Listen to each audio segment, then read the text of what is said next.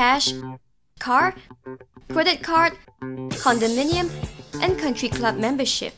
These used to be the 5 C's. The stripes earned for a successful life and the dream of Singaporeans. But more recently, cars seem to be losing its foothold as a status symbol among young Singaporeans. In a straw poll done by Razer TV, 3 out of 12 young people do not see the need to afford a car in future. For those who wanted to buy cars, they saw it as something essential rather than a luxury.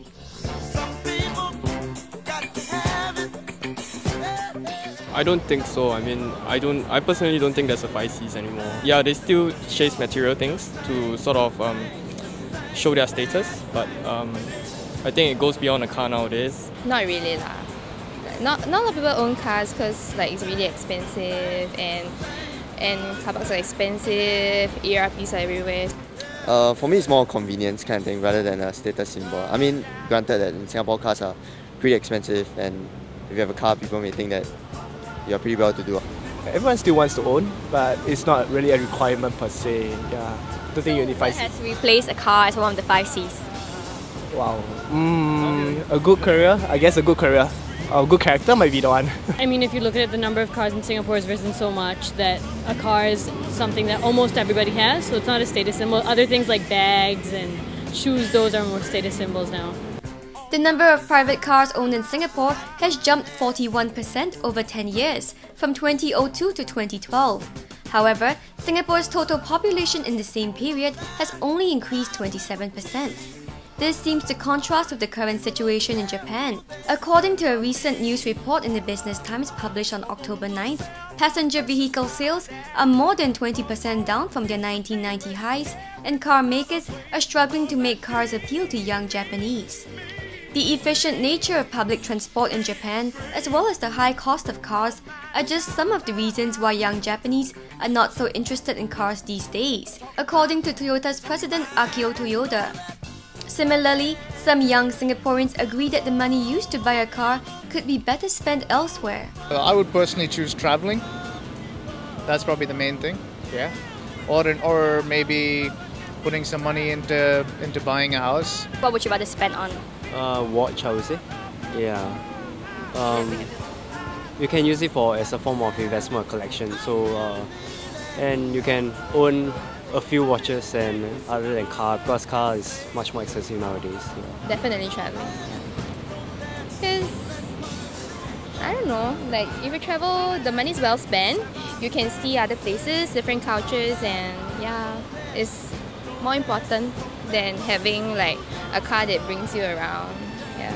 However, there are those who still feel that owning a car gives you a social step up. Because if you have a car, I guess it means a higher status in society. So I guess everybody will want to get a car to prove that they have a higher position in the society. What kind of car gives you a status symbol as well? Example, if you're a young guy starting your career and you get a BM3 or something like that, or a Mercedes C-Class, it's a sign of what you're working towards.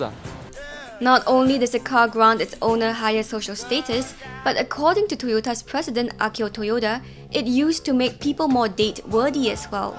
Razer TV finds out if this still holds truth today. Yes, I think so. Why? Convenience, stressful environment in Singapore, everyone wants easy way out. People don't want to cram in MRT. I do that every day, I get a feeling. So having a car definitely put you to a better age. Okay, maybe yes. I think it's more convenient to go on dates if you have your own car. She would want to date a guy who has a car? Yeah, definitely. Why? It's more convenient for me. Yeah. So if a guy doesn't have a car, would you still date him? It depends on my schedule. If I'm busy, then no. In Taiwan, guys usually have a scooter to date girls, and I suppose in Singapore a car is rather essential to go out on dates.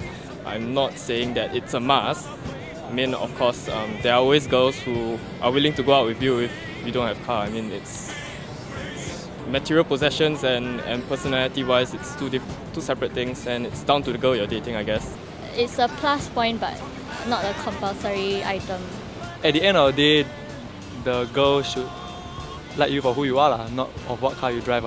It seems to most young Singaporeans, there are still more important things in life than owning a car.